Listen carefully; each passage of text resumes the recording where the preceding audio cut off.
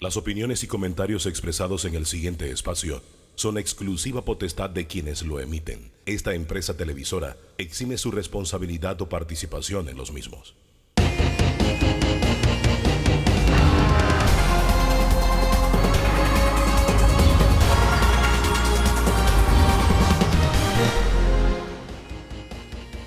Estimados amigos, tengan todos muy buenos días. Bienvenidos a Debate Abierto Dominical. Hoy vamos a seguir atacando el tema, periodísticamente hablando, del coronavirus, pero desde otra perspectiva. También vamos a tener aquí en los estudios, virtualmente, en este programa, al director de la Caja de Seguro Social, el doctor Enrique Lao, para hablar sobre la situación del IVM, el programa de invalidez, vejez y muerte, y si realmente es tan crítica la situación que se está planteando en los actuales momentos. Pero vamos a comenzar con el doctor José Calderón, el psiquiatra jefe de la sección de salud mental de la Dirección General de la Salud del Ministerio de Salud. Gracias por estar con nosotros. Y es que yo le haría una primera pregunta, doctor Calderón. Estamos frente a una pandemia ocasionada por el coronavirus, pero pudiéramos decir que también estamos frente a una pandemia en materia de salud mental, producto de todo este tema, el confinamiento, las muertes, las enfermedades, el desempleo, el no saber qué nos espera, las crisis económicas. Doctor, bienvenido. Buenos días, Álvaro, buenos días, Danilo, y buenos días a todos los televidentes. Mira, yo creo que la pandemia nos ha dado la oportunidad, entre otras, de destacar la importancia de la salud mental dentro de toda la vida del ser humano y más particularmente dentro de los ámbitos de la salud pública. Los problemas de salud mental están acompañando siempre al ser humano y son tangenciales a cualquier otro tipo de problema de salud. Cuando estamos hablando de una situación tan particular como la que nos ocupa, específicamente vemos brotar todas las aristas de la salud mental, porque efectivamente se desbordan todas las capacidades del ser humano para la tolerancia habitual a nuestras circunstancias, puesto que las circunstancias actuales son totalmente anómalas. Entre ellas, algunas de las que tú has mencionado, está el confinamiento forzado, que parte entonces por sorprendernos con una limitación inesperada a nuestra libertad individual e incluso a nuestra libertad comunitaria, porque efectivamente la interrelación entre personas se ve altamente limitada y esto afecta necesariamente el desempeño de nuestras funciones mentales y más particularmente de nuestras funciones emocionales. Más aún cuando se trata de una situación que nos amenaza directamente contra nuestra integridad física, porque efectivamente, tal como ocurriera en una guerra con sus propias particularidades, es una amenaza contra la vida. Esta amenaza contra la vida necesariamente y de forma normal atemoriza al ser humano. Y este temor nos puede desbordar también porque nos sentimos indefensos. En estas circunstancias hemos estado día a día tratando de buscar una forma de defendernos. Y si bien es cierto, como sociedad hemos ido encontrando algunas formas de defendernos, seguimos con la incertidumbre de cuándo me va a poder tocar a mí. Pero cuando además toca cerca de nuestros alrededores, la muerte específicamente, la afectación directa por esta infección tan catastrófica, entonces sentimos, como dice el dicho, pasos de animal grande cerca de nosotros y eso nos aterroriza. Nos puede dar incluso vergüenza que nos aterrorice cuando ha afectado mortalmente a un ser querido o a una persona allegada, porque deberíamos estar más condolidos con la pérdida de ese ser humano que con la posibilidad de nuestra afectación, pero se mezclan ambos temores. Se mezcla el dolor por la pérdida con el temor de la propia afectación, porque no somos invulnerables. Y al darnos cuenta de que no somos invulnerables, entonces se abre una caja de Pandora de todo lo que éramos capaces de sentir. Y tenemos la obligación con nosotros mismos de permitirnos sentir. ¿Qué estamos viendo ya, doctor, a más de 60 días de estar enfrentados a esta realidad del coronavirus en Panamá? Perdón, no te escuché bien. Ustedes están atendiendo gente a nivel de los profesionales en salud mental, psicólogos, psiquiatras. ¿Qué están viendo ya? Ya se están dando problemas de depresión, de ansiedad, de estrés en un sector de la población. ¿Y a quién afecta más realmente? ¿Al joven, al adolescente, al niño, al adulto mayor, al adulto? Hábleme de eso. Sí, desde el primer momento, obviamente el desbordamiento del estrés es lo que ha generado mayores problemas. El estrés es entendido como un mecanismo fisiológico del ser humano para poder enfrentar todo tipo de amenazas, internas o externas. Este estrés, cuando nos desborda, es decir, cuando nuestras capacidades no son suficientes para afrontarlo y para defendernos, entonces puede generar síntomas prioritariamente de ansiedad. Es lo que hemos estado viendo más que todo. Es una ansiedad que podríamos considerar en la gran mayoría de los casos normal, porque está basada en ese miedo del que estábamos hablando. Es un miedo que es esperado en una situación como la actual. Las personas a veces no saben sentir miedo, no saben enfrentarse a sus propios miedos, y esto también es natural. Al no saber hacerlo, entonces va generando una especie de círculo vicioso que va entrando en una vorágine de ansiedad. Ansiedad porque no sé qué viene después, porque no sé qué esperar de lo que viene, porque no tengo la forma de salir de esta situación. Me siento de alguna manera atrapado, me siento indefenso, me siento amenazado. Esa amenaza nos va dando síntomas de ansiedad que pueden ir desde los síntomas psíquicos propiamente dicho, como es esa expectativa amenazante, o hasta síntomas somáticos. Quiero decir con esto síntomas físicos que van desde el insomnio, los malestares intestinales, la diarrea, la constipación, la falta de apetito, la sudoración excesiva, los temblores o la propia paralización de las funciones. No logro hacer todo lo que tendría que hacer por causa de esta ansiedad. También esto deriva en síntomas depresivos, sobre todo en personas que son más vulnerables. ¿Más vulnerables por qué? Porque podrían tener antecedentes de episodios depresivos, hayan sido o no hayan sido diagnosticados. Muchas personas tienen antecedentes o tendencias, por decirlo de alguna manera más comprensible, depresivas. Y eso se puede detonar en estos momentos de angustia.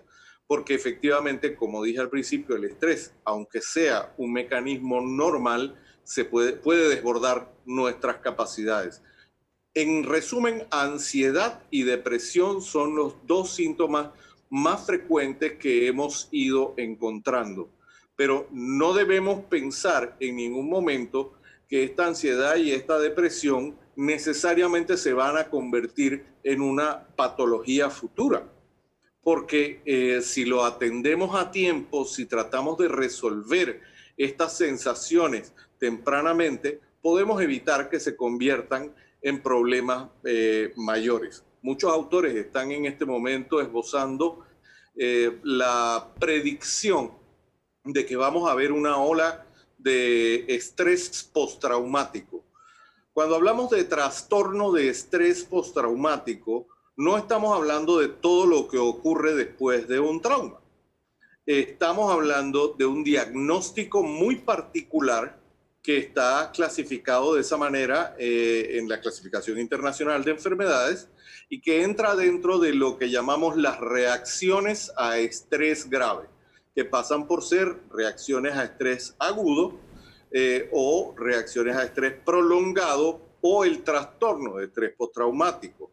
Esto requiere de un tiempo prudencial de 3 a 6 meses más allá del trauma para que comiencen a manifestarse síntomas.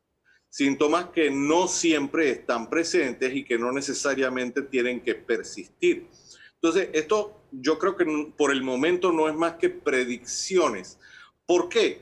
Porque efectivamente estamos en frente de una situación que es traumática para la humanidad entera, y aquí es donde vamos a poner en juego nuestros mecanismos de defensa, los mecanismos que cada quien pueda ir encontrando para evitar que estas situaciones se conviertan en reacciones a estrés grave.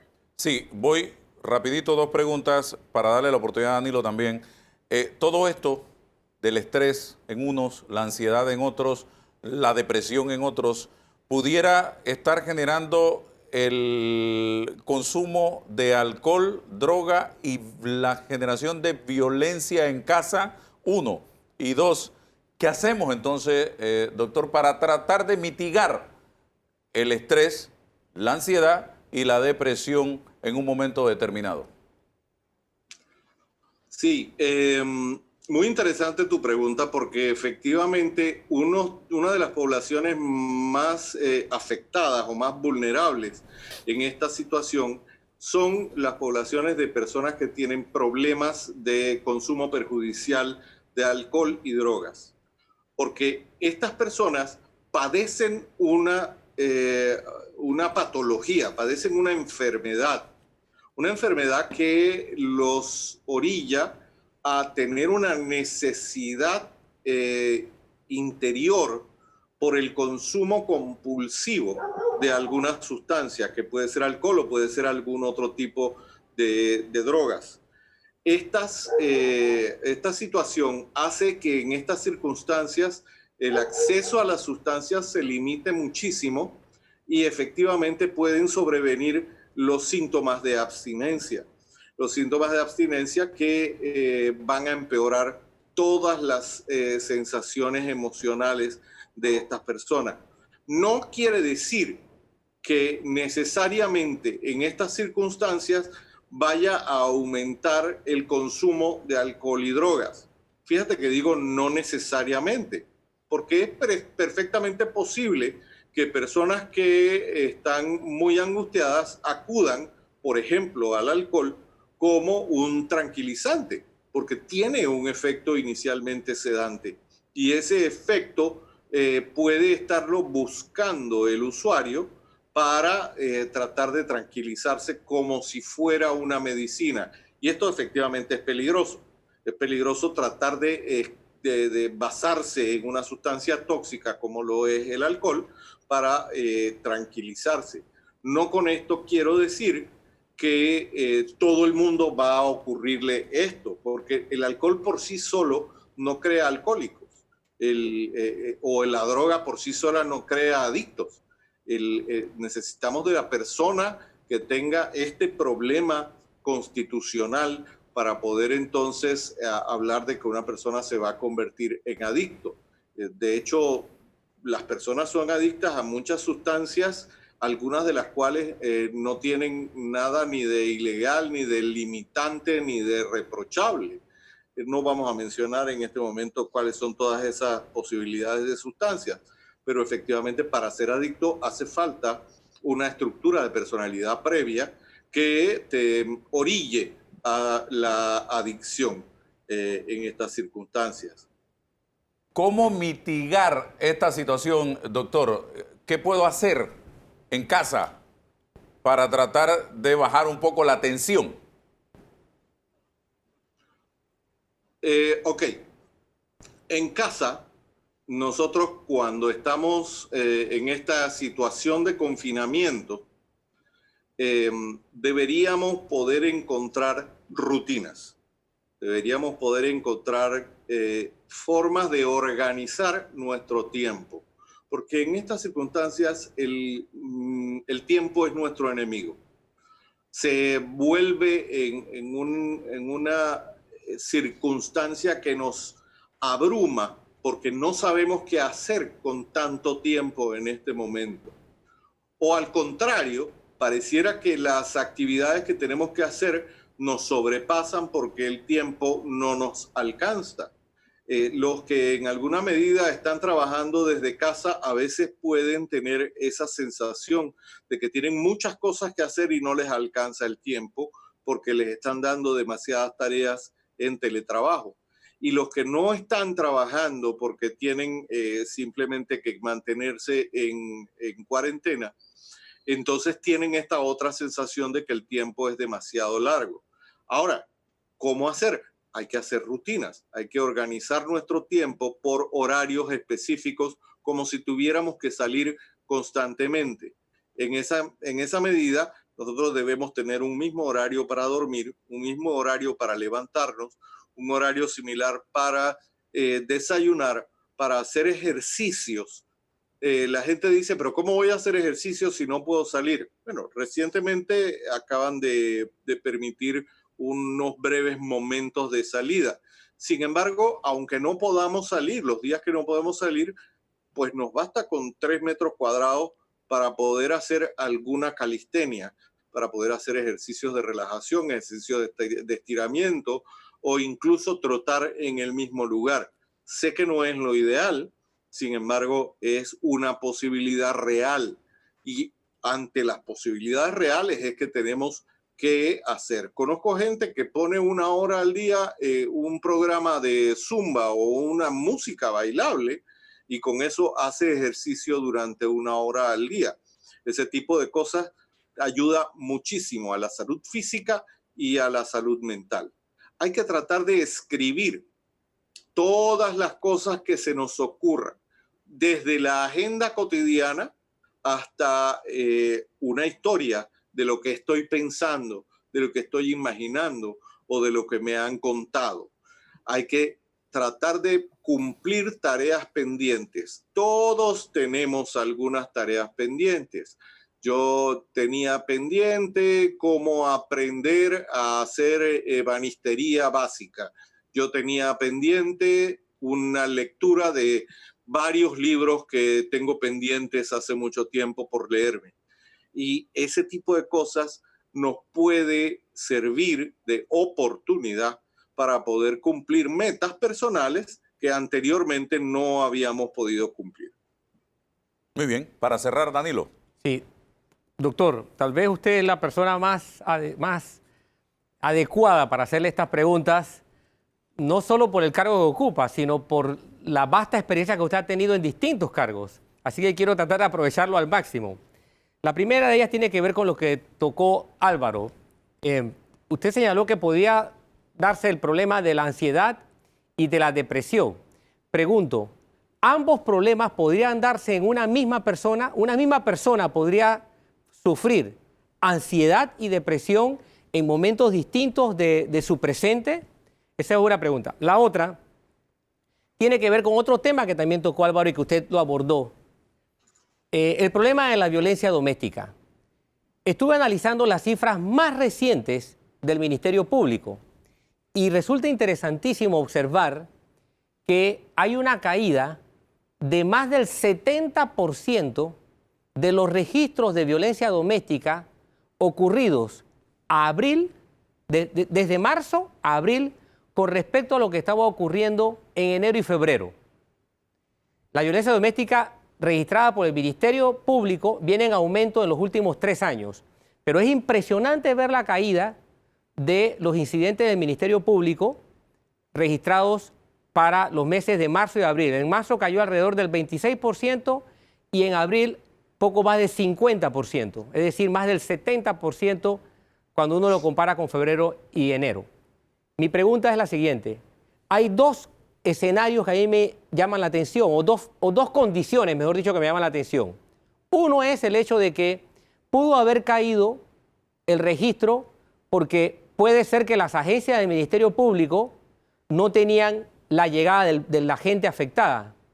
Pero también podría, con base a su experiencia, podría pensarse en el hecho de que la no ingesta de sustancias como el alcohol pudo influir en la no comisión de hechos violentos cuando hablamos de violencia doméstica. Gracias. Bueno, para contestar a tu primera pregunta, la depresión y la ansiedad no solo pueden existir en la misma persona en momentos diferentes, sino en el mismo momento.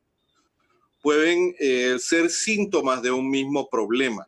Hay, de hecho, uno de los diagnósticos de la clasificación internacional es el trastorno mixto ansioso depresivo, donde la persona puede tener síntomas depresivos y síntomas de ansiedad simultáneamente. Pero todos los problemas de depresión, o la mayoría, conllevan síntomas de ansiedad, y todos los problemas de ansiedad pueden llevar a síntomas depresivos. Eso es perfectamente factible, y de hecho algunas de las medicaciones que se utilizan tienen efectos en ambas condiciones emocionales. De hecho, que entonces la respuesta es sí, absolutamente, no solo en momentos diferentes, sino en el mismo momento podrían tener un efecto en una misma persona. Con respecto al gran dilema de las situaciones de violencia doméstica, habría que afinar un poco el lápiz, porque el tema de las denuncias de violencia doméstica que ha recibido el Ministerio Público es lo que en realidad ha disminuido. Y eso nos debe llevar a ti, Danilo, como investigador. Yo creo que esto es un cuestionamiento importante. A la pregunta de, ¿lo que ha disminuido son las denuncias o lo que ha disminuido son los hechos de violencia doméstica? Porque por otro lado, habría que buscar las cifras de los femicidios que han ocurrido en los últimos 2 meses, que entiendo que no son menos que los anteriores. De hecho, ha habido un par de femicidios realmente catastróficos y dramáticos que han conmocionado a toda la población. Entonces, eso nos debe llevar también a otro cuestionamiento. Entonces, ¿por qué han disminuido las denuncias de violencia doméstica? ¿Habrán disminuido por la limitación del consumo de alcohol? Pero por otro lado ha aumentado las cifras de contrabando de alcohol. Por otro lado, tengo pacientes adictos que no han dejado de consumir drogas, que no requieren de ninguna autorización, nunca lo han requerido para poder obtener estas sustancias tóxicas. Y sin embargo, la situación es más o menos similar. Habría que evaluar entonces, desde que se liberó la ley seca hasta este momento, si esas cifras han variado o no. Ojo, que no estoy negando la influencia del consumo de bebidas alcohólicas en la generación de violencia, de hechos violentos en general.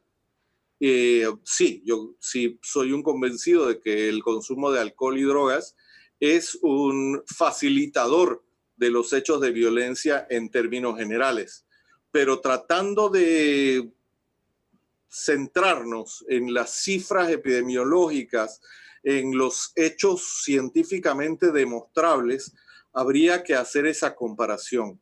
Si las cifras de femicidio han realmente aumentado, entonces, ¿por qué las cifras de denuncias en el Ministerio Público han disminuido?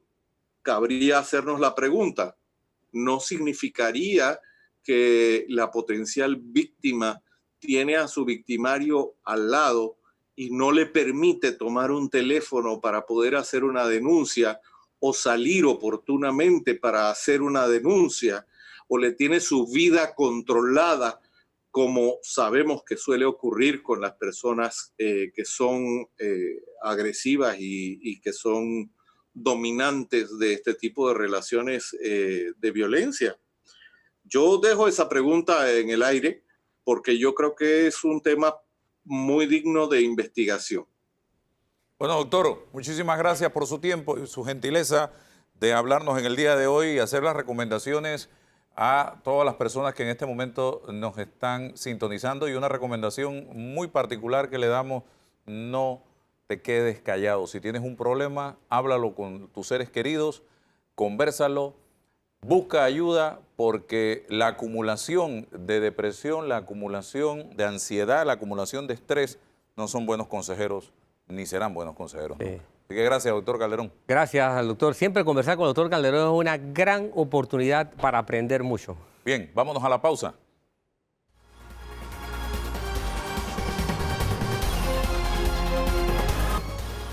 Señoras y señores, avanzamos. Estamos en debate abierto dominical. En esta oportunidad, el doctor Augusto Hernández es médico intensivista. ¿Por qué está con nosotros el doctor Augusto Hernández? Porque estamos invitando a un profesional de la medicina, de esos que han estado en el campo de guerra, en el día a día, atendiendo pacientes, de esos que hoy día pueden contar su testimonio, pero también de aquellos que hoy día han partido hacia el más allá, lamentablemente. Doctor, gracias por tener el tiempo para conversar con Panamá en este momento, y nos gustaría conocer su experiencia durante estos 60 días. ¿Cómo la resumiría usted en medio de una situación tan compleja, tan complicada y novedosa, sin precedentes en la historia del mundo? Hola, buenos días, Álvaro. Gracias por la oportunidad. Gracias a todos tus televidentes. Pues como tú lo has dicho, en estos 60 días, creo que todos, los panameños o todas las personas que vivimos en este planeta, y mucho más los pacientes y nosotros los médicos, hemos vivido 60 días que nunca de seguro habíamos tenido en el resto de nuestras vidas. Y es que nos hemos enfrentado a un enemigo que no ha tenido ningún tipo de compasión con estatus social, con raza, y un enemigo que desconocíamos totalmente. Entonces, ha hecho de estos 60 días un día a día de batallas, de frustraciones en ocasiones, pero también de muchos éxitos al cada día pues recuperar la salud de aquellos pacientes que logran salir adelante. Yo creo que resumirlo con una sola palabra es demasiado difícil. Hay muchas emociones combinadas durante estos 60 días. Emociones como tales como inicialmente quizás mucha incertidumbre, que básicamente pues provenía del hecho de que no sabíamos a qué nos estábamos enfrentando, no solo porque era un virus, sino porque era un virus que se comportaba o que se comporta de una manera inusual a la cual hemos tenido experiencia en nuestras cortas carreras médicas o largas carreras médicas de algunos otros colegas con más experiencia, y en el cual los paradigmas del tratamiento de cuidados intensivos tuvieron que variar de manera importante, y nosotros,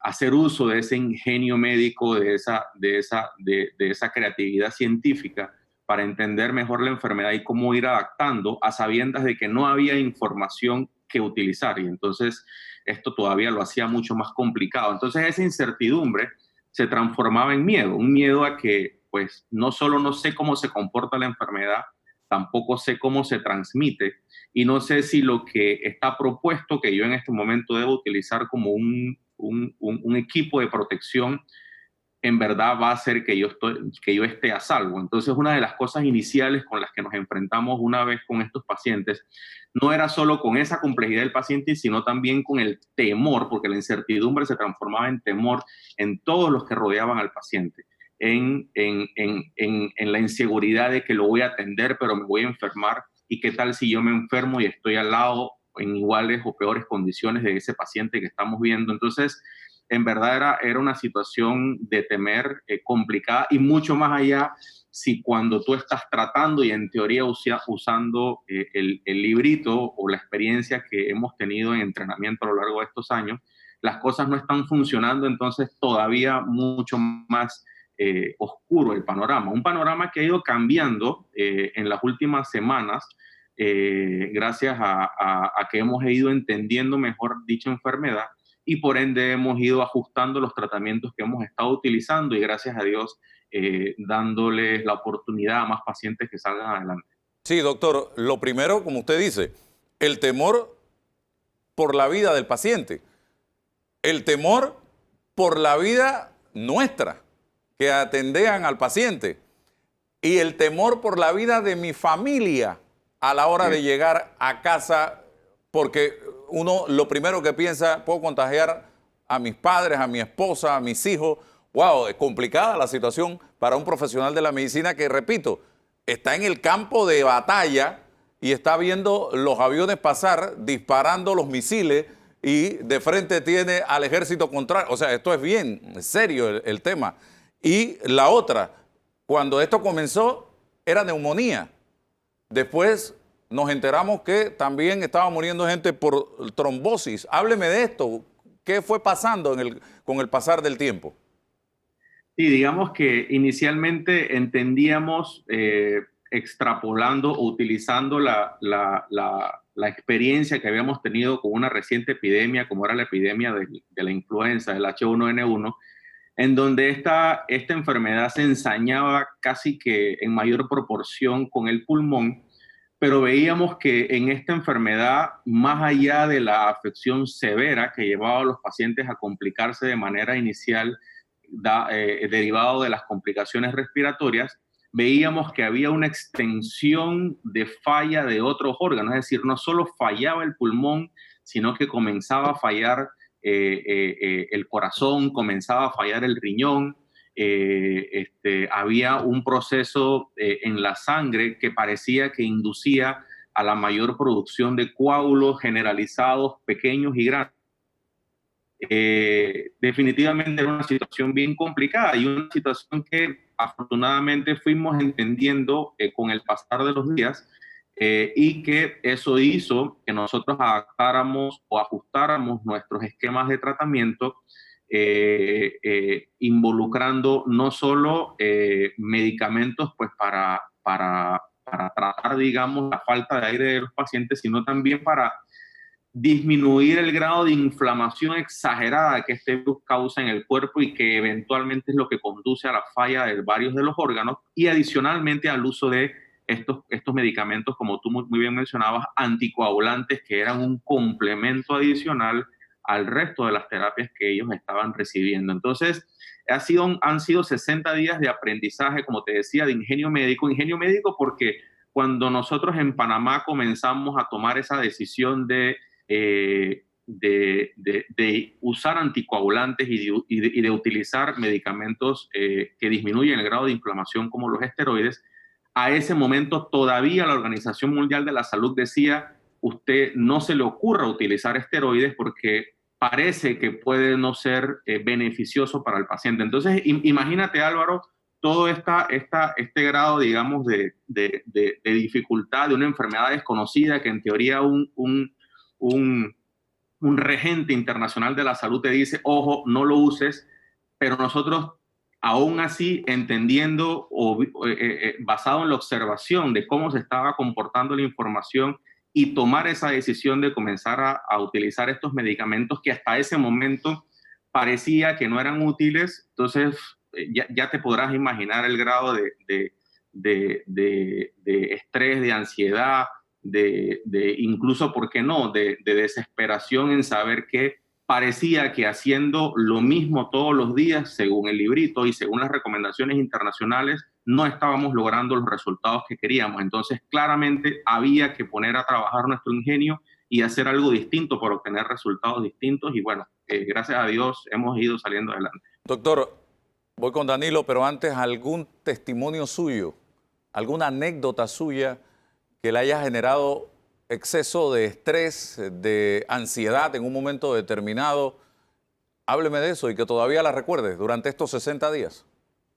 Sí, como te digo, han habido combinaciones de emociones. Esas primeras emociones difíciles fueron cuando estábamos, cuando el jefe de nuestra unidad, que ha jugado un papel importantísimo en el complejo hospitalario, el doctor David Villalobos, nos pide a los médicos intensivistas más jóvenes que por favor nos pongamos en la primera línea de batalla para atender estos pacientes que ya se veía que definitivamente íbamos a tener en los pocos días. Y nosotros pues nos ponemos a disposición, más allá de la incertidumbre, del miedo, porque sabemos que tenemos, primero que todo, pues una vocación por lo que hacemos y hay que darle el servicio a estos pacientes.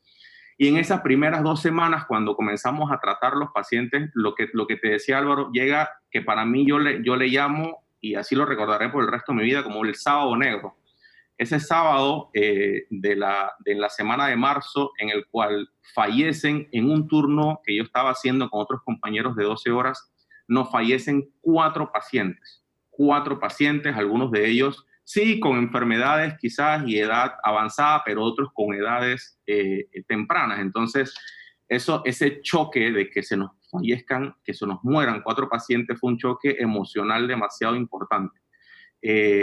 Y cuando llegamos a la casa, al menos yo llego a la casa, digo, pues no, esto es una de las experiencias más difíciles de mi vida.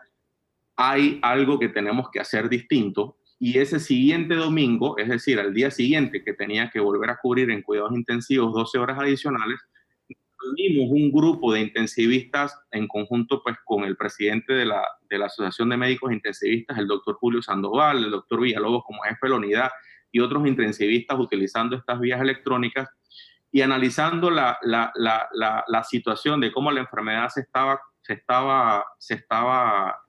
desarrollando, pues comenzar a utilizar, como ya había mencionado, terapias distintas a lo recomendado para obtener resultados distintos. Entonces, emocionalmente, ese sábado negro en donde fallecen 4 pacientes enfrente de nosotros haciendo lo imposible por ellos, yo creo que marcó muchísimo el cambio de toma de decisiones de ahí en adelante con nuestros pacientes. Doctor, quisiera hacerle 2 preguntas. Una tiene que ver con el hecho de la capacidad de trabajo en una unidad de cuidados intensivos. Quisiera saber en promedio, cuál es la cantidad de profesionales, además del médico obviamente, que trabajan para atender a un paciente en cuidados intensivos.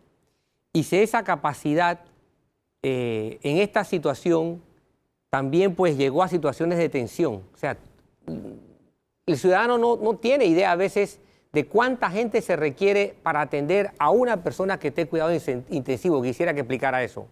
Lo otro, doctor, tiene que ver con lo que normalmente ustedes, los médicos que tienen que atender situaciones críticas, le toca hacer.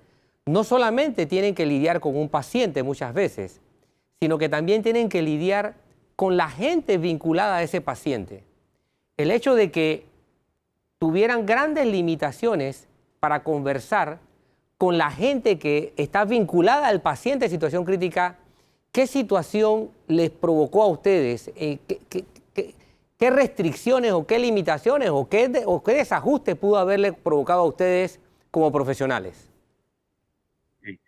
Bueno, en relación a la primera pregunta de nuestra capacidad, pues obviamente va de la mano del porcentaje de ocupación de camas. En el complejo hospitalario tenemos 5 unidades de cuidados intensivos que regularmente pues, se utilizaban para todos los diferentes tipos de pacientes graves que necesitan esos cuidados, que ahora las 5 unidades han sido transformadas en unidades exclusivas para el tratamiento de estos pacientes. En el pico de la crisis llegamos a tener casi que un 100% de ocupación, y básicamente en los diferentes turnos que nosotros vamos haciendo y turnos extendidos de los cuales teníamos que efectuar, dado que no éramos suficiente cantidad de funcionarios para tener las horas de descanso usuales que tenemos, comenzamos a tener horarios extendidos para lograr cubrir esa capacidad, quedando en aproximadamente entre 8 a 9 pacientes por cada intensivista. De lo cual, si entendemos que en ocasiones solo uno o dos pacientes pueden ocupar casi que el gran porcentaje de nuestra atención, dado que son pacientes en ocasiones, sobre todo los que vienen recién ingresando y que requieren pues el mayor enfoque de nosotros en esos pacientes, en ocasiones nos limitaba un poco el cuidado que teníamos que también prestarle a estos pacientes. Y ahí entonces entra la idea del jefe de la unidad de cuidados intensivos en que otras especialidades nos ayudaran a lidiar con algunos procedimientos que nosotros hacemos usualmente dentro de cuidados intensivos, pero que nos quitaban tiempo, y que estas otras especialidades afines podían ayudarnos a realizarlos y de esa manera nosotros optimizar el tiempo. Entonces fueron situaciones en el pico de la epidemia que fueron complicadas de manejar, en donde los cuidados intensivos no solo tenía intensivistas, sino tenía médicos de otras especialidades dándonos su apoyo para tratar de nosotros optimizar el tiempo y gerenciar de mejor manera el tratamiento de los pacientes con el mismo nivel de detalle y enfoque en cada uno de ellos. Esto, a lo largo de estos 60 días, si bien es cierto, ya estamos o hemos tenido, habíamos tenido un descenso en la ocupación de camas que ya durante esta semana ha nuevamente estado volviendo a incrementarse, pero había logrado que nosotros tuviéramos un menor grado de pacientes a nuestro cuidado y por ende irnos como recuperando para lo que pues, epidemiológicamente ustedes han podido escuchar, que es la segunda probable ola de nuevos casos. Sin embargo, el grado de desgaste que nosotros hemos tenido a lo largo de estos más de 2 meses, en donde muchos de nosotros tenemos más de 2 meses viviendo fuera de nuestros hogares, protegiendo a nuestras familias, como Álvaro lo comentó, pues claramente que ha hecho todavía mucho más difícil de manejar la situación. Otra cosa importantísima y para nosotros en cierto punto inédita es cómo transmitirle información a los familiares de los pacientes que están en cuidados intensivos, sabiendo de las limitaciones que hay en no poder los familiares ir a recibir esa información de parte de nosotros. Ha sido completamente complicado, dado que, pues primero, nadie o ninguno de nosotros incluso estamos acostumbrados a transmitir información tan importante o tan sensible a través de un teléfono. Entonces, ese grado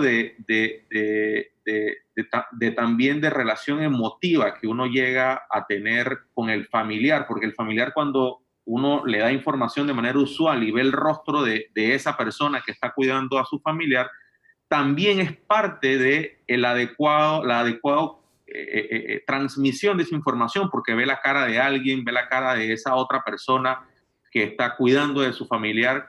Pero ¿qué pasa cuando uno le limita esa posibilidad de tener ese intercambio de información, ese intercambio de sensaciones o de emociones entre un familiar que está preocupado por su parte porque sabe que su hijo o que su padre o que su tío está en peligro de muerte, y cómo no verle la cara a esa otra persona, a ese otro desconocido que simplemente escucha su voz a través de un teléfono, y cómo transmitirle o cómo recibir esa información. Lo que yo te puedo decir en resumen es que ha sido complejo.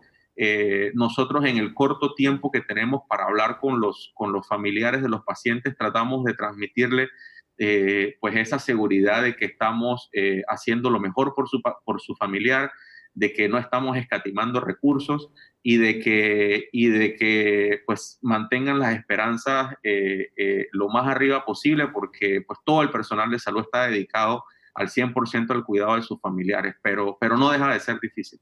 Se acabó el tiempo, doctor, pero una pregunta muy breve, respuesta breve también. ¿Le ha tocado ver morir a algún ser querido, a algún conocido, a algún familiar o amigo?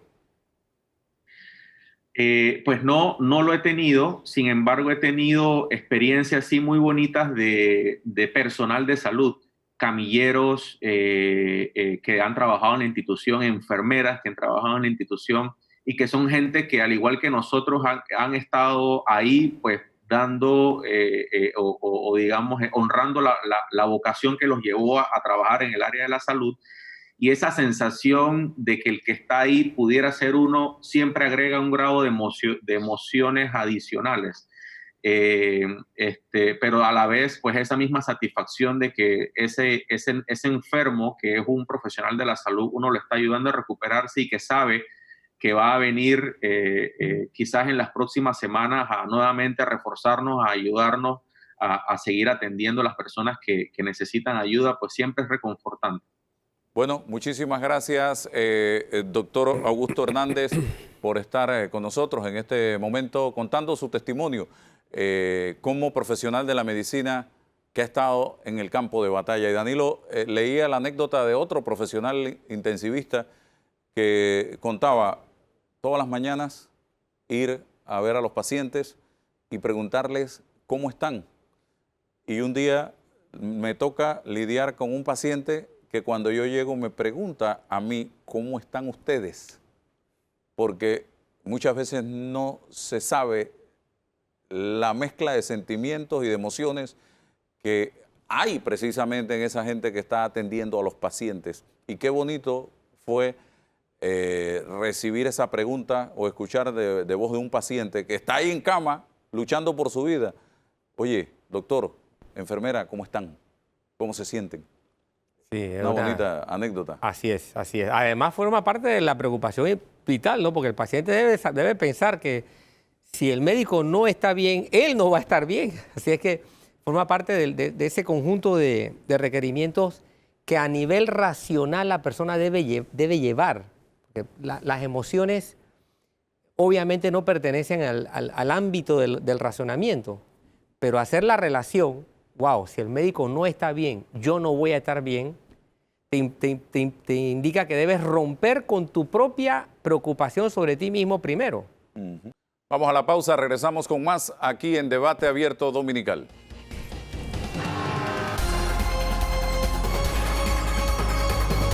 Seguimos adelante, estimados amigos. Ahora está con nosotros el comisionado Dorian Espitia.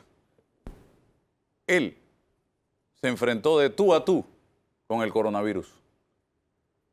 Comisionado, buenos días. Gracias por estar con nosotros. Cuénteme cómo fue esa experiencia desde el día 1,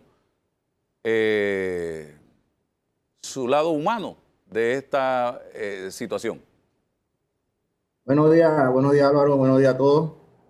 Bueno, definitivamente es una situación bastante delicada la que uno vive con este virus. Yo fui infectado un 19 de marzo, empecé yo con este calvario. Desde un inicio, pues asistí a una clínica privada, recibí atención médica, ya que tenía cierto malestar y eso. En su momento me dijeron que era un resfriado, posteriormente seguí con el malestar, continué nuevamente en ir a la clínica por segunda vez, me determinan que es una bronquitis y sigo con el malestar. Es así cuando ya definitivamente mi salud se estaba deteriorando, procedo a la clínica de Ancón, donde me hacen la prueba, pues el hisopado, un 25 de marzo, que eso no se olvida la fecha. Posteriormente el día 27 me llaman como a las 3 de la tarde para informarme pues que había salido positivo en el hisopado que tenía el virus COVID. Usted habla de malestares, comisionado. ¿Cómo empezaron esos malestares para las personas que nos están sintonizando y cómo fueron evolucionando? Nárrenos la historia y en su mente o por su mente qué estaba pasando, porque ese 19, ya usted dice que fue contagiado ese día. ¿Cómo comenzó todo? Bueno, los malestares que te puedo señalar que yo viví, pasé de momento, Álvaro, fueron debilidad en el organismo, en el cuerpo, una fiebre constante, me iba y me venía la fiebre, ya tenía dificultad para respirar, dolor de cabeza, una tos seca, Es lo que yo más tuve. Mientras tanto, mientras que no me daban el resultado, yo pensé que era la bronquitis, porque fue lo que me habían determinado que era lo que tenía. Eso conllevó pues que yo estuve en mi casa, no tomé las medidas correspondientes, porque si el día uno hubiera sabido que era el coronavirus, definitivamente hubiera tomado todas las medidas sanitarias pertinentes, ¿no? Es así pues que yo llego y infecto igualmente a mi esposa, ya que en vez de aislarme de un principio y darme el tratamiento correspondiente, lo que hicieron fue enviarme para mi casa mientras me salía los resultados. Lo importante de esto es que uno conoce su organismo, Álvaro, uno conoce su organismo, y yo de una vez me sentí desencajado, empezó el malestar y me estaba medicando, era para un resfriado, un simple resfriado. Y después me dijeron que no, que era una bronquitis, y resultó ser que era el virus. Es algo bastante penoso y dificultoso vivir con esto, y más en los momentos en que te pegaba la crisis. Yo me desesperaba, no podía respirar cuando me daba ¿cómo te explico? Los periodos de tos, que eran unas tos secas, así que los pulmones se me congestionaban. Yo salía de mi casa, de mi cuarto, salía huyendo al patio porque buscando aire, porque no podía respirar, ya no podía ni bañarme, la frialdad me afectaba los pulmones, y así que era algo bastante complicado. Y más que nada yo pensaba era en mi familia, en mis hijas. Yo tengo una niña de 10 años y una de 1 año con 8 meses, y pues haberla expuesto a esa situación, créeme que no fue fácil, y más cuando a mi esposa también le diagnosticaron que había sido positivo en COVID. Ella se tuvo que aislar en la residencia, y bueno, mi niña de 10 años se tuvo que encargar de la hermana menor, más chica, porque la mamá no la podía atender y mis hijas no podían salir de la casa porque era un riesgo para el resto de la familia si se iban a la casa de mi padre o de mi suegro, porque son señores de edad avanzada, ¿no? Así que fue bien complicado. No te niego, Álvaro, tuve el apoyo ahí de toda mi familia, mis hermanos, mis hermanas, de mis cuñados y de mi institución ante todo, porque desde el día 1 que me salió el positivo, la institución estuvo conmigo, estuvo apoyando a mi familia, estando pendiente con ella, así que uno está muy agradecido con eso. Comisionado, ¿usted vio la muerte de cerca en algún momento? ¿Temió por su vida? Claro, Álvaro, claro. Cada vez que me daba esa crisis, donde yo más que me desmayaba, caía en el piso, porque al no poder respirar, me desmayaba, ¿no? Entonces, la verdad, varias veces, cuando me entraba esa crisis, pensé que no iba a sobrevivir a esto. Y es traumante, como te digo, más que nada es por la familia de uno. ¿Usted tenía algún problema de salud previo al coronavirus? No, ninguno, Álvaro, ningún tipo de problema. Siempre he sido sano, nunca había tenido una situación así. Lo normal ya a la edad de uno, por la presión y eso, de que uno sufre la presión, y es que todo el mundo sufre la presión, pero siempre y cuando tú te mediques todos los días, tú no tienes complicaciones con eso. Es lo único que yo malestar o enfermedad que he tenido, que es sufrir la presión alta. ¿Usted quedó en unidad de cuidados intensivos, comisionado? No, gracias a Dios no llegué allá, porque como te digo, yo al no tener ningún tipo de otras enfermedades que se me complicaran, yo me pude irme reponiendo. Ya al final ya yo supe cómo controlarme cuando me daban la crisis esa donde perdía la respiración. Ya me estaban medicando para lo que yo necesitaba, me daban mis medicamentos al día para lo que era la fiebre, para lo que era el dolor, para la tos, y con eso ya yo me fui superando esa crisis. Danilo, conversa con el comisionado. Sí, siendo usted comisionado, teniendo el máximo rango de la institución, sin duda tiene usted unidades bajo su mando, o ha tenido o tendrá. Mi pregunta es, ¿qué le dice a usted, a su personal subalterno de la institución, que ha pasado por esta experiencia, y a los familiares? ¿Cuál es su mensaje a los familiares de este personal? En segundo lugar, quisiera saber si usted tiene idea de cuánta gente en la institución se ha visto expuesta a este riesgo o ha padecido la enfermedad COVID-19, señor comisionado. Sí, bueno, buenos días, doctor Danilo. Bien, mire, lo irónico de esto es que yo, al ser jefe de la zona metropolitana, yo le hablaba todos los días desde que se dio el caso número 1. Nosotros empezamos a hablarle a nuestras unidades, las medidas de prevención, que por favor que se cuidaran, que cuidaran a su familia. Y bueno, lamentablemente yo fui uno de los primeros afectados, ¿no? No el primero, pero sí uno de los primeros. Y entre lo que yo le decía a mi unidad era de que, independientemente de que teníamos que cuidarnos, teníamos que pensar en nuestra familia, pero igual teníamos que brindarle la seguridad que la ciudadanía nos exigía. Pero eso sí, extremando todas las medidas de prevención. Igual le digo a la familia de nuestra unidad, de nuestros compañeros, de que tienen que tenernos paciencia, porque hay muchas unidades que tienen tiempo, 1 mes, 2 meses, que no van a visitar a su familia.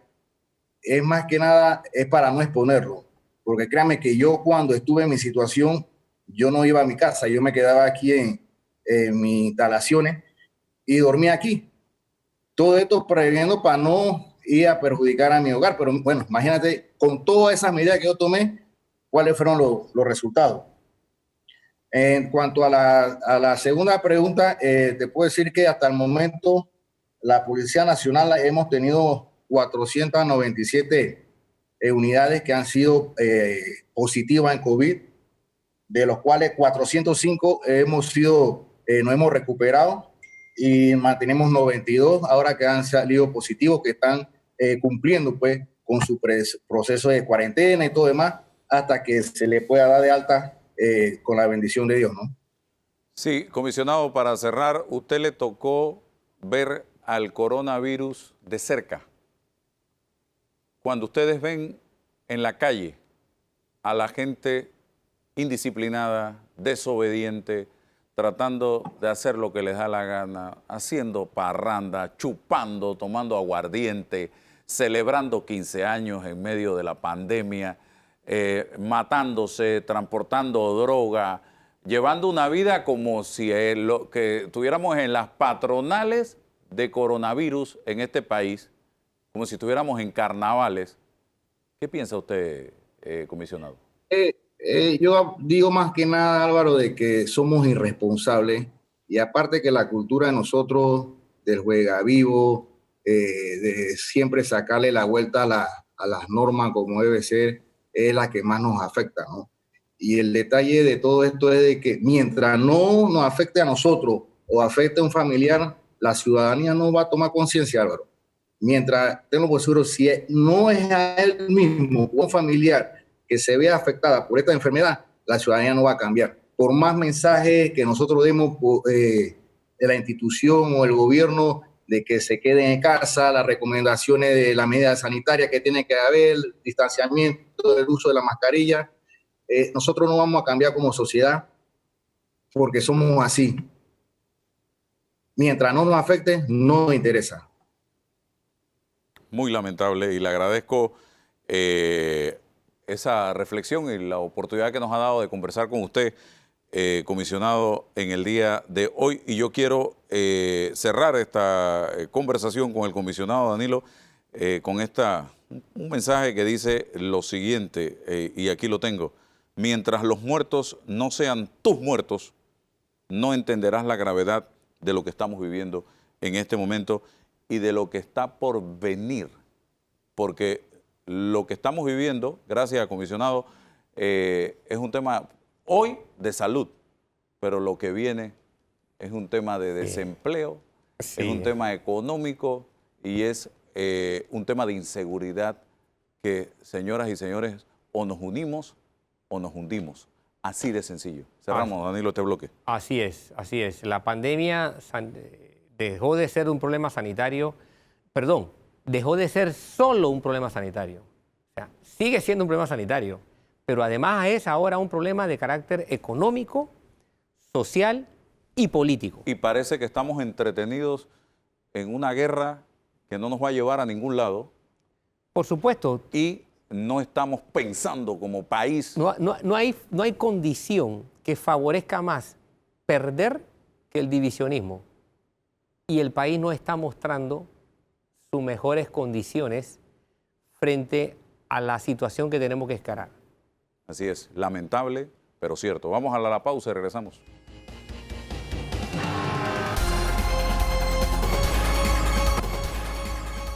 Avanzamos, señoras y señores, y estos dos últimos bloques del programa se lo vamos a dedicar a la Caja de Seguro Social.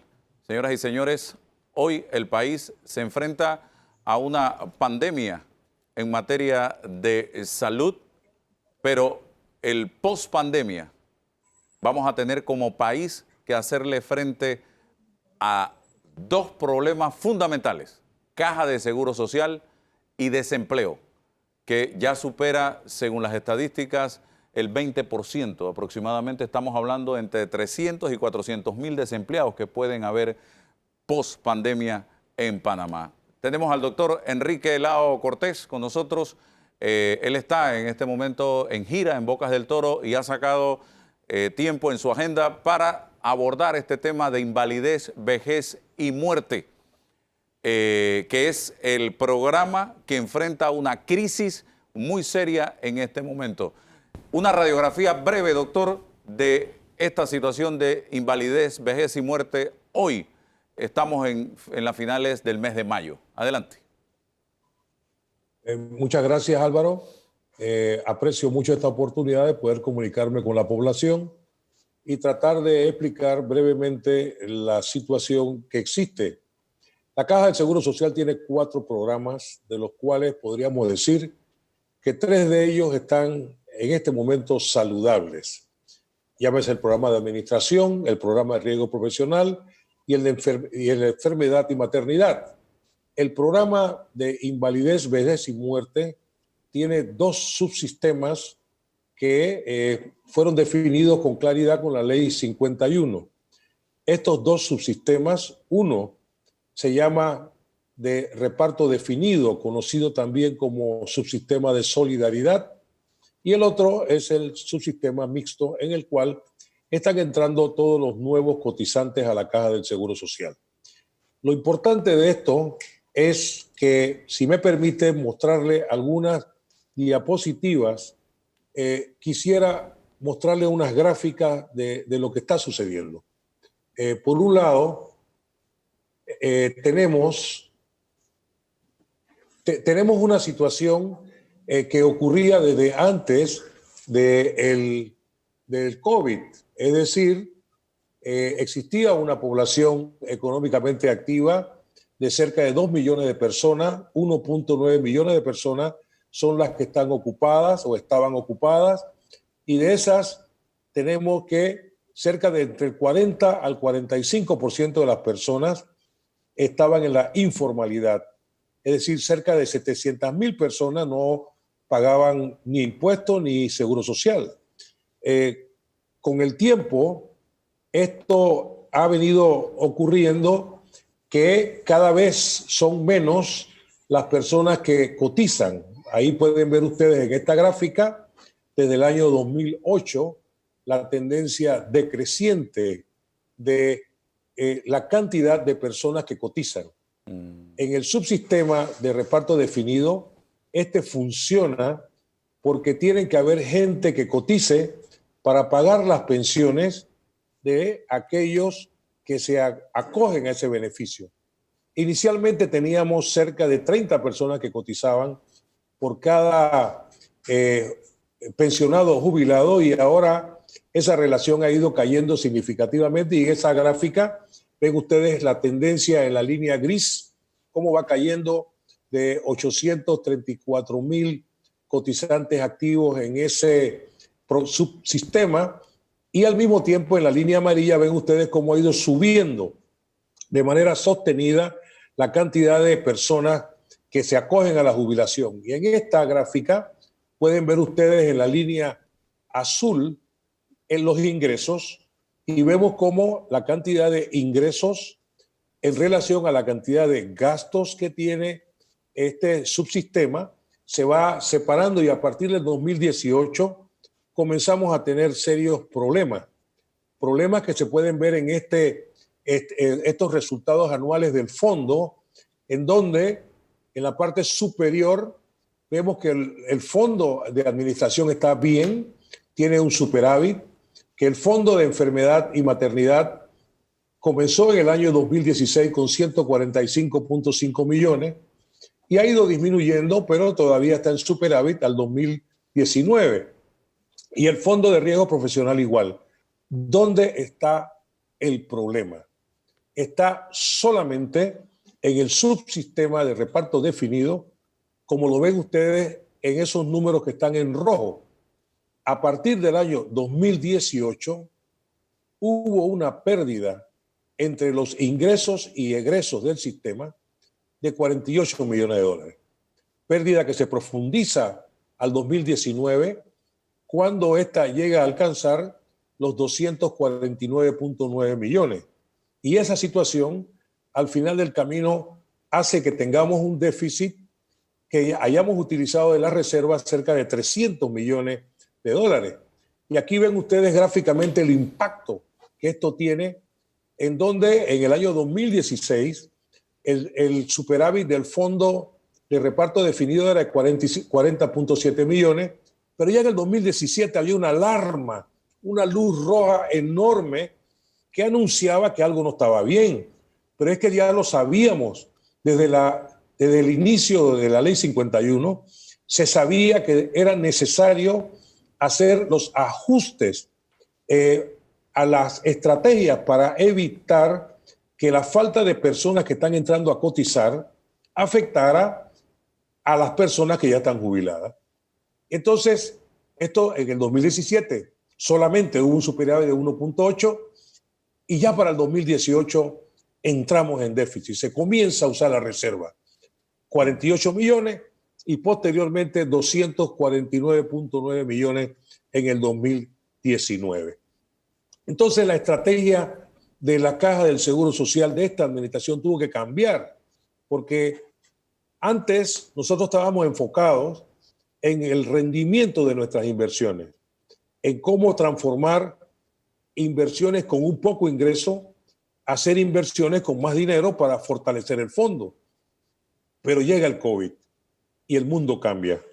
Y entonces, no solamente tenemos que enfrentarnos a un enemigo que desconocíamos y que nos ha afectado la salud, sino que este enemigo también afecta la economía. Y esa afectación de la economía, al final del camino, nos ha llevado, efectivamente, tal como ustedes lo han señalado, a que cerca de 200,000 trabajadores se le han suspendido sus contratos. Y se estima que la tasa de desempleo de 7% antes del COVID ahora está cercano al 20%. ¿Y eso qué significa? Bueno, estas personas que son trabajadores ya no van a cotizar. Y lo más grave es que no cotiza el trabajador, pero tampoco cotiza la empresa. Y es que la empresa carga sobre sus hombros algunos programas. Lo que paga el trabajador va eminentemente a su fondo de pensiones. Lo que paga el empleador va dirigido al riesgo profesional, pero también va dirigido al tema que tiene que ver con enfermedad y maternidad. Entonces, esta baja en el empleo afecta la cantidad de personas que cotizan y afecta la finanza de la caja, específicamente en el fondo de pensiones. Entonces, ¿cuál es el problema?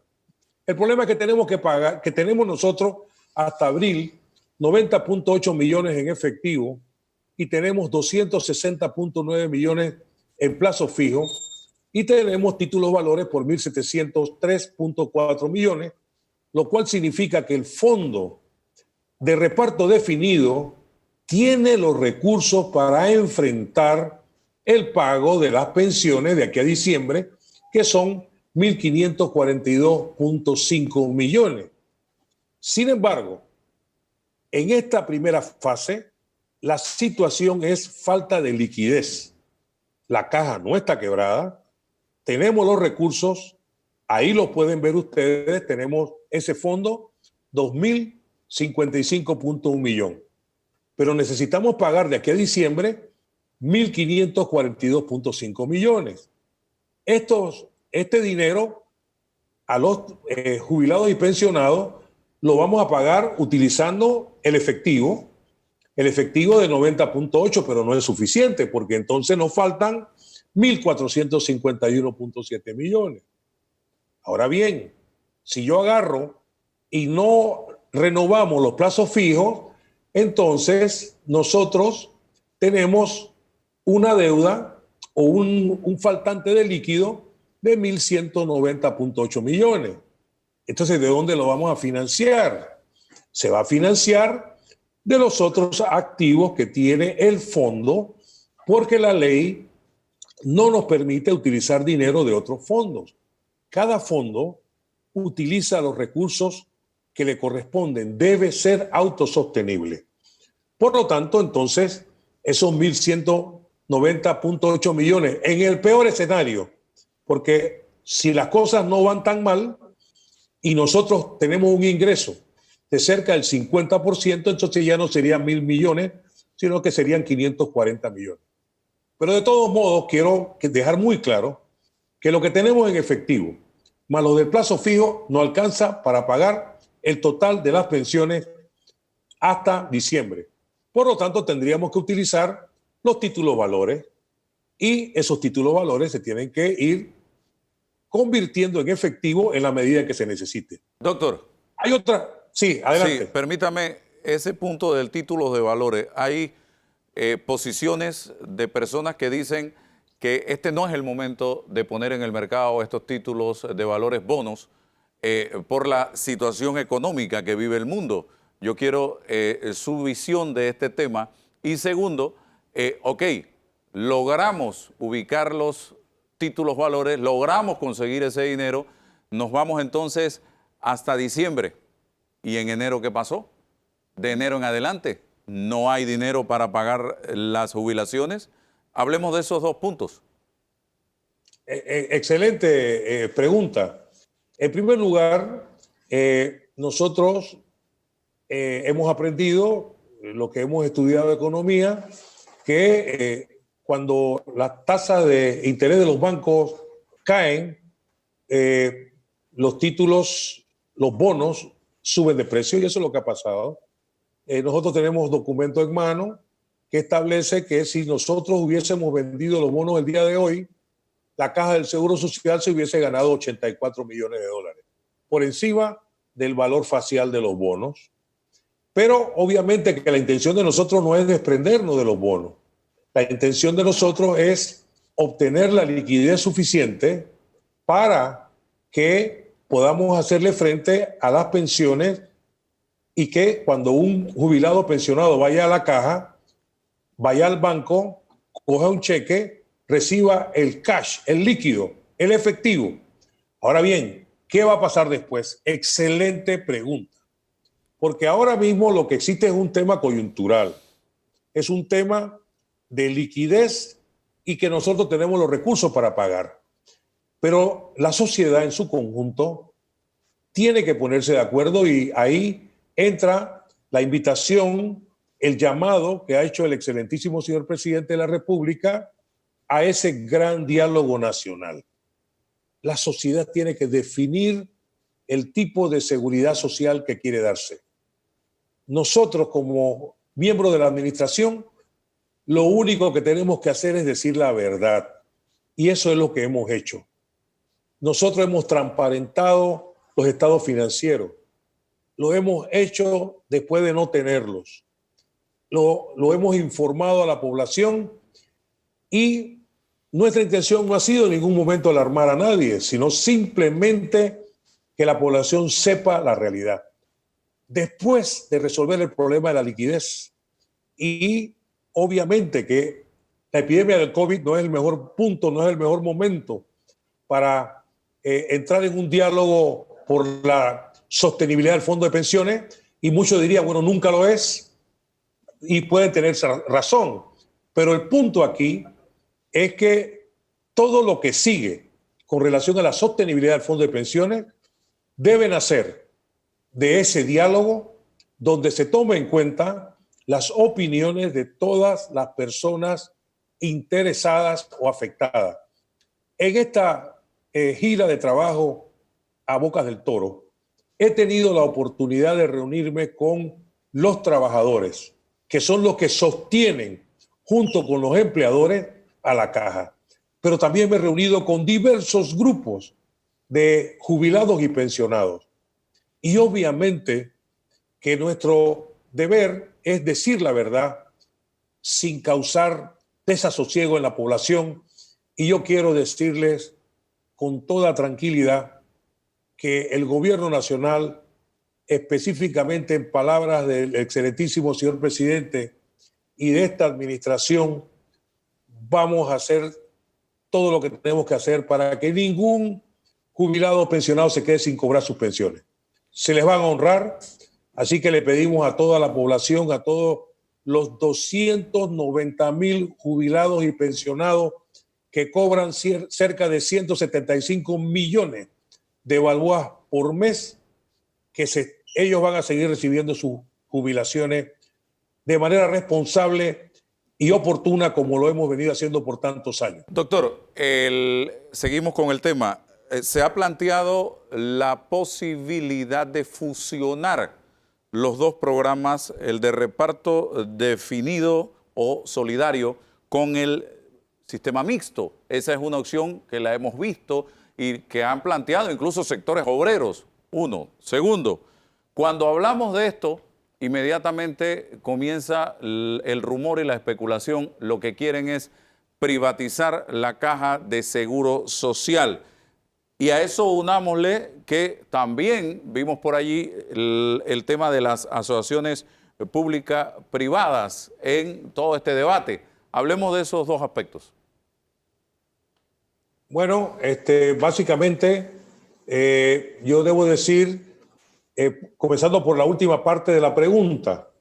En la última parte de la pregunta, nosotros no estamos facultados por la ley porque fuimos excluidos de hacer asociaciones público-privadas. En segundo lugar, debo decirles que existen muchísimas posibilidades sobre la mesa. La Caja del Seguro Social responsablemente se ha inhibido de meter en la mesa del debate las opiniones que nosotros tenemos, precisamente porque queremos darle un terreno fértil, una mesa nivelada, para que todos los sectores se puedan expresar con libertad. Pero nosotros, la población tiene que estar muy segura que nosotros hemos estudiado todas las alternativas. ¿Qué pasaría si subimos la edad de jubilación? ¿Qué pasaría si se sube la cuota obrero patronal? ¿Qué pasaría si se bajan beneficios? ¿Qué pasaría si se fusionan ambos programas? ¿Qué pasaría si se piden un préstamo de uno a otro? ¿Qué pasaría en muchísimos escenarios? Y lo que no queremos es especular. En el momento en que llegue el diálogo, someteremos las evidencias científicas que soportan las consecuencias de cada una de las cosas que yo he dicho. Al final del camino, es una competencia de la sociedad definir y decidir el tipo de seguridad que quiere darse.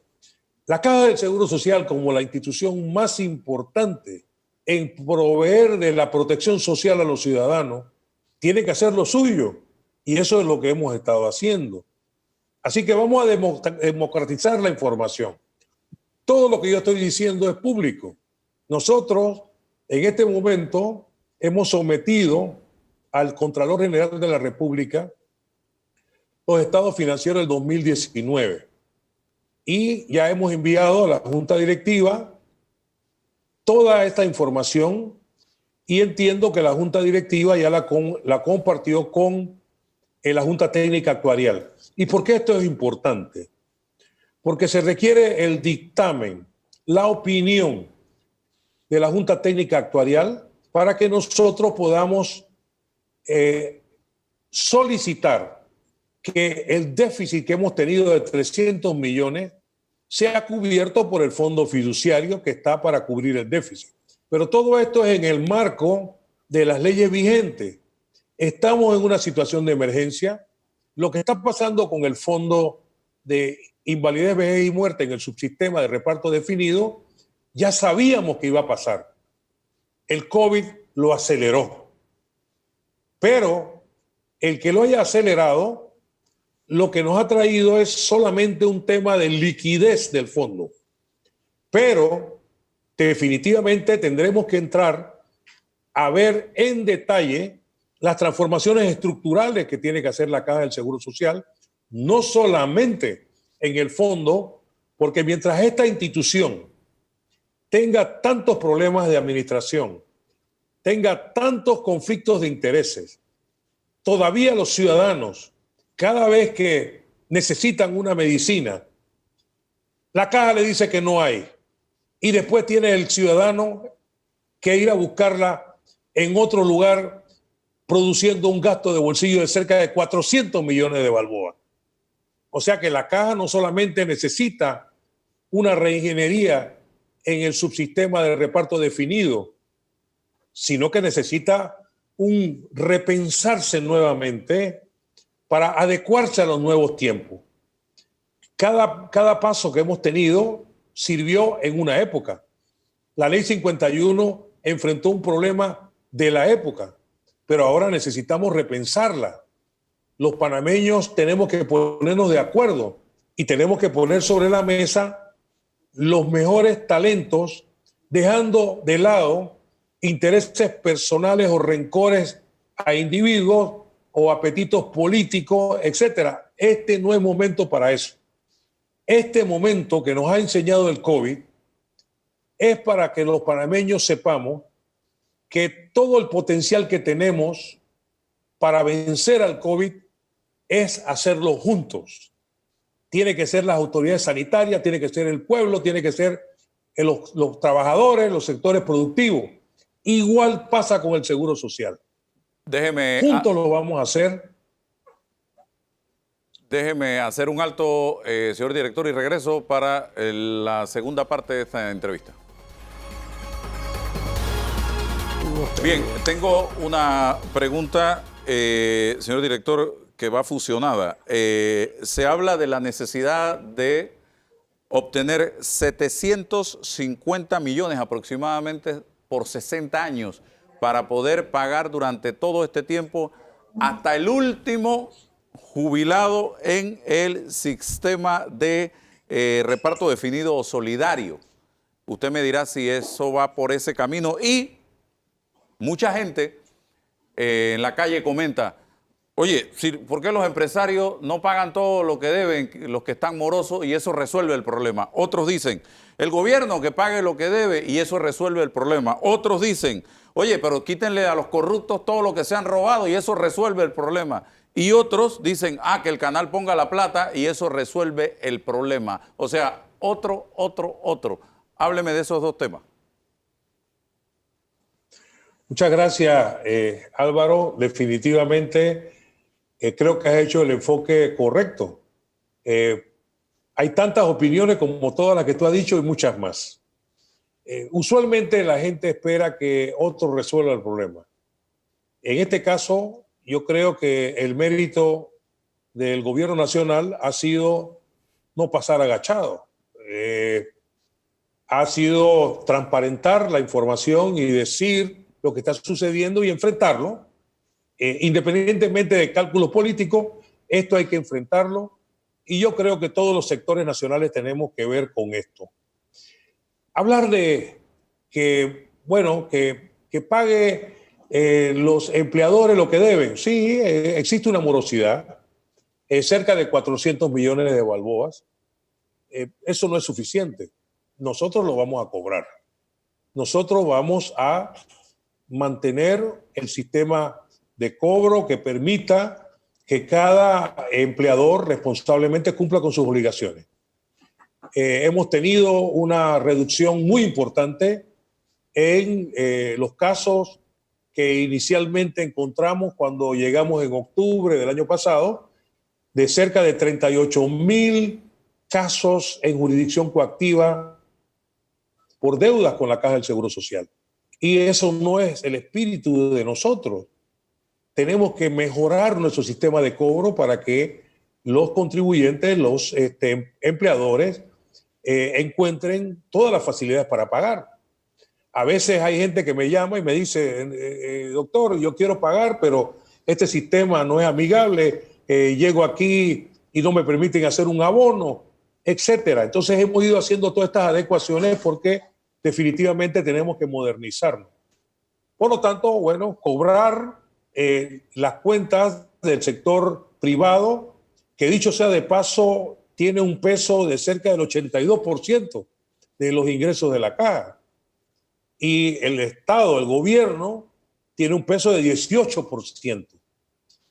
Por un periodo de más de 10 años existió una morosidad de cerca de 421 millones. El gobierno panameño, el Estado, se puso al día a través del Ministerio de Economía y Finanzas y pagaron 221.7 millones de cuentas pendientes a la caja. Y hemos establecido una fórmula recurrente para que lo que debe el gobierno nacional se vaya poniendo al día. Y en este momento el gobierno nacional no debe a la Caja del Seguro Social. Y si debe algo es porque estamos en el proceso de documentación para presentar las cuentas. Así que por ahí, que pague el gobierno, que pague el sector privado, pues ayuda a tener los recursos líquidos, pero no resuelve el problema. Y hay diversas tesis que yo quiero, ahora mismo sí voy a hacer como aquel boxeador que mueve la cintura para que no lo conecten, porque definitivamente hay posiciones encontradas. Como nosotros queremos ser propiciadores de un diálogo de entendimiento, no queremos dar sobre la mesa nuestras opiniones para que sean producto de ese consenso, de ese diálogo. Pero definitivamente hay análisis que dicen que si, por ejemplo, se fusionaran los fondos, como usted lo menciona, tendríamos una estabilidad por 30 años. Pero aquí hay otros argumentos en contra, porque resulta que las cuentas individuales le pertenecen a los asegurados. Eso no es de nadie más que del dueño de la cuenta. Entonces todo tiene una cara de un lado y una cara del otro. Lo importante es que juntos como panameños, en su momento, acudamos a ese gran diálogo nacional, aportemos nuestro talento en la construcción de esa caja del Seguro Social que queremos que dure para siempre. Nosotros, en el contacto que tenemos permanente con los asegurados y específicamente con los jubilados y pensionados, hemos encontrado otro gran problema, Álvaro. Imagínense ustedes, 60% de nuestros asegurados que están pensionados ganan menos de 500 balboas. Y tenemos cerca de 17,000 jubilados y pensionados que ganan menos de 200 balboas. Entonces yo me pregunto, ¿quién puede sobrevivir con 200 balboas? Ayer, con un dolor muy grande en mi corazón, varios de los jubilados me enseñaban sus cheques de $80 a la quincena. Entonces, como sociedad tenemos que hacer algo porque la inequidad es terrible. Nosotros no podemos continuar con un sistema que pretenda darle dignidad a los ciudadanos una vez que hayan culminado su vida productiva, Pero ¿quién puede tener una vida digna si uno tiene un ingreso de 80 balboas por quincena? Y quiero decirles una cosa, esto se ha puesto en evidencia porque estos señores que son merecedores de todo mi respeto, antes del COVID, seguían trabajando, hacían esfuerzos individuales y redondeaban sus ingresos. Pero con el COVID se les cerraron todas las posibilidades y dependen exclusivamente de esa pensión. Pero resulta que esos 80 balboas para una familia de una persona que ha trabajado tanto, que le dio sus mejores años a la patria y ahora pretende terminar lo que le queda dignamente, eso no es posible. Y aun cuando yo estoy diciendo que existen problemas de financiamiento del fondo, no descansaré hasta que este país disminuya esa brecha de inequidad y le mejore las pensiones a estas personas. Eso no puede ser posible. Bien, doctor Danilo Toro tiene un par de preguntas para usted. Buenos días, doctor. Doctor, tengo algunas preguntas y quiero arrancar contextualizando el hecho de que, como usted bien dijo, la Caja tiene varios programas. Uno de ellos, tal vez el que más dinero implica, no lo clasificó usted entre los saludables. Clasificó a 3 saludables, lo que implica que el programa de inversión vejez y muerte no está en esa condición. Y tomando en consideración que como empresa, como organización metida en el ámbito de las finanzas, porque este es un programa de finanzas, Entiendo. la Caja no está exenta de lo mismo que cualquier banco. La gente demanda confianza. Para abordar un asunto financiero se parte de la gran premisa de la confianza.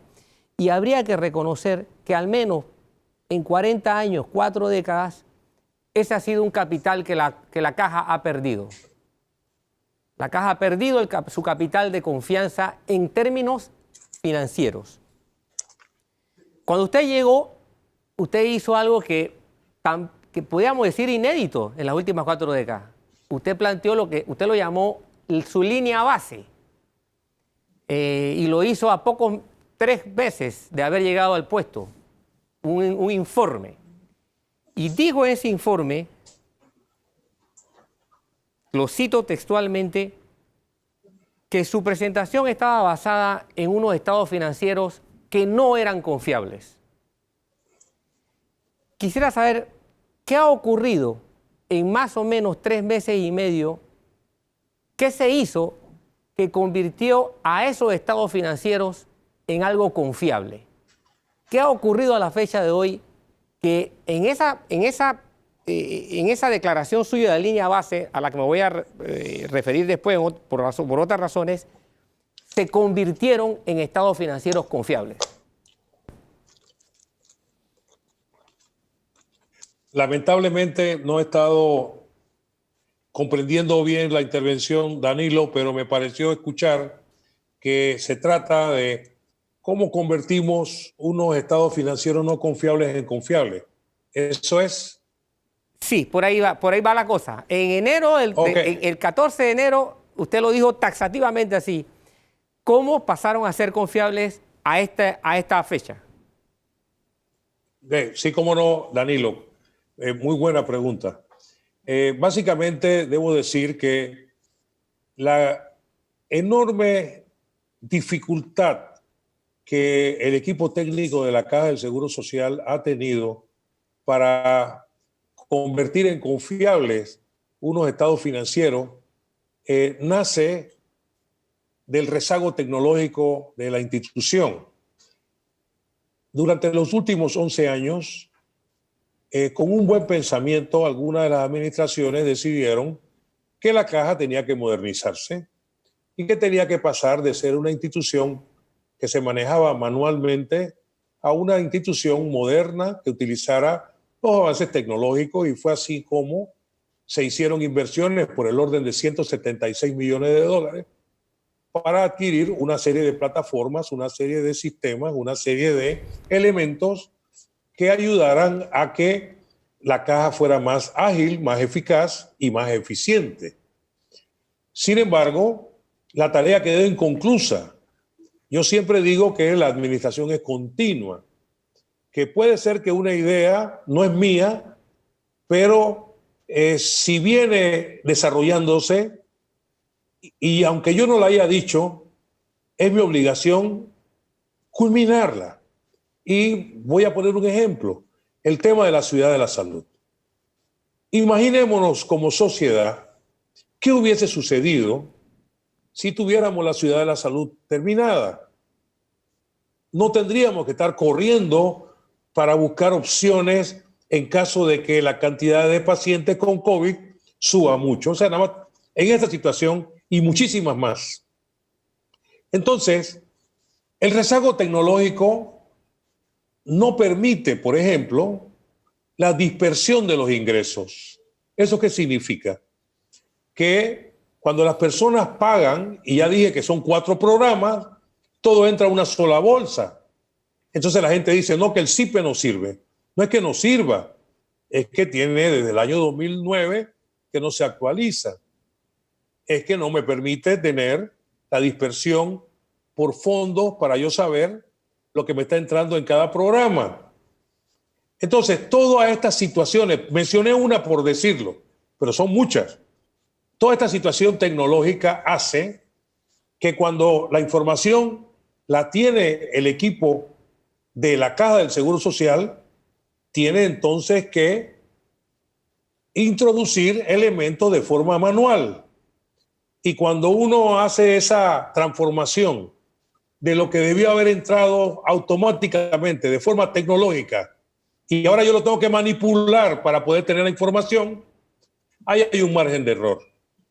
Pero yo sí tengo que destacar que nosotros tomamos la decisión de hacer los estados financieros con la misma gente que estaba ahí. Nosotros hemos trabajado con los funcionarios institucionales de la Caja del Seguro Social, que son muy buenos. Entonces la reflexión va por otro lado. Hay que pensar entonces si el no tener los estados financieros fue una decisión, porque también eso es una decisión. Yo tomé la decisión de tenerlos para tener una herramienta para poder tomar decisiones basadas en hechos. Y tomé la decisión de que tuviéramos los estados financieros porque este país merece que le digamos la verdad. Yo no sé por qué anteriormente no los había. No sé si eso fue una decisión de no tenerlos. Pero lo que yo sí le puedo decir es que tener los estados financieros va amarrado del compromiso de enfrentar las consecuencias de las deficiencias que estamos encontrando. Nosotros, responsablemente, vamos a poner todas las evidencias en manos de la sociedad con la intención de que el llamado al diálogo nacional que ha hecho el señor presidente se haga sobre un terreno nivelado con las herramientas que se requieren. Ahora bien, nuestra visión es que los próximos estados financieros, una vez que nosotros podamos implementar la articulación de todos los sistemas informáticos que ya tiene la Caja y que no vamos a permitir que se pierdan. Y por otro lado, vamos a actualizar aquellos sistemas que por diversas circunstancias se dejaron en el olvido porque no estamos dispuestos a que ese recurso que ya pagamos se pierda. Articular todos estos sistemas para que se hablen va a permitir que la Caja del Seguro Social tenga con la misma gente que está trabajando ahí, porque son profesionales idóneos y muy buenos, que tengamos estados financieros confiables, a tiempo y de manera oportuna, y que todas las decisiones que se tomen se fundamenten en hechos y no en suposiciones. Sí. Sí. Siguiente pregunta. Sí, breve. Doctor, con base a información publicada por la Contraloría General de la República, he podido observar que en los últimos años la cantidad de jubilados ha estado creciendo a un promedio de 2.6% al año. pero el monto pagado en pensiones crece a un ritmo de casi 6% al año. Álvaro acaba de hacer una pregunta. ¿Qué va a ocurrir el próximo año sabiendo que sin COVID el monto que se paga en pensiones aumenta casi 6% por año? Este año muy posiblemente se va a pensionar mucha más gente que lo que usualmente se pensiona, porque es la solución que algunas empresas le van a dar. Y ya para el 2021 no habría más bono que vender ni ninguno de estos activos en términos de búsqueda de liquidez. ¿Cuál es el futuro que vamos a tener a partir de enero de 2021? Sí, bueno, Danilo, me parece que esa pregunta que tú acabas de hacer es la esencia del gran diálogo nacional. Corroboro que lo que estás diciendo es correcto. Nosotros estamos frente a un escenario que no comenzó ayer ni comenzó con el COVID, viene de años. La disminución progresiva de los cotizantes activos al Fondo de Invalidez, Vejez y Muerte en el subsistema de reparto definido es evidente. Ahora, antes del COVID teníamos 2.3 jubilados, cotizantes activos por cada jubilado.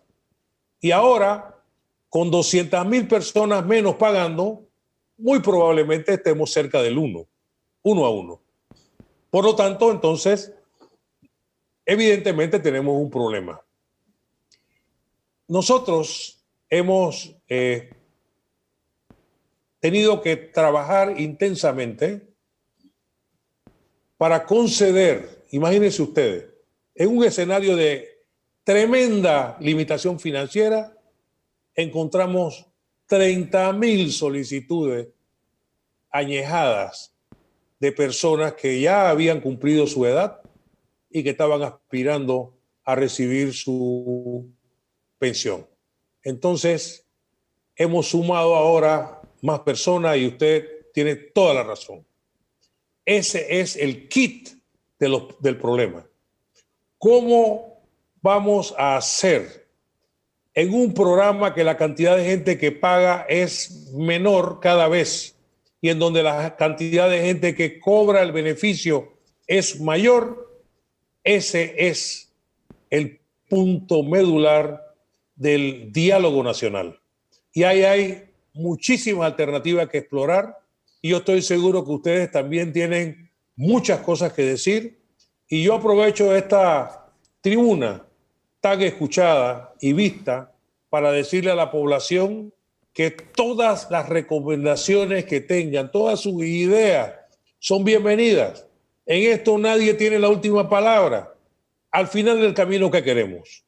Queremos paz, queremos bienestar, queremos que aquellas personas que han trabajado tan duro por toda su vida y que han culminado su periodo productivo tengan un retiro digno y puedan disfrutar de ese estado de bienestar tan anhelado para toda la sociedad. Doctor, para cerrar... Ese es el kit del asunto, Danilo. Doctor, se nos acabó el tiempo, pero yo tengo información de que esta semana hubo una reunión entre el presidente de la República y la Junta Directiva de la Caja de Seguro Social. ¿Qué se acordó allí brevemente? Y si ya se ha definido la fecha del inicio del diálogo y quiénes van a participar de esa mesa. Adelante. Sí, efectivamente, el excelentísimo señor presidente de la República ha demostrado con su actuación una profunda preocupación por la situación de la Caja del Seguro Social y ha entendido muy bien que la situación actual tiene que ver con un tema de liquidez y la sostenibilidad tiene que ver con el futuro de la Caja del Seguro Social. Debo decir que la honorable Junta Directiva, en esa reunión con el señor presidente y con expertos y ministros de Estado, la idea era crear dentro del respeto a la autonomía de la Caja del Seguro Social, una avenida de comunicación para que los señores miembros de la Junta Directiva sientan el respaldo total del gobierno nacional al tema de la sostenibilidad del Fondo de Pensiones. Ahí las expresiones que yo vi fueron muy positivas. Personalmente quedé muy agradado y satisfecho con lo que pasó ahí.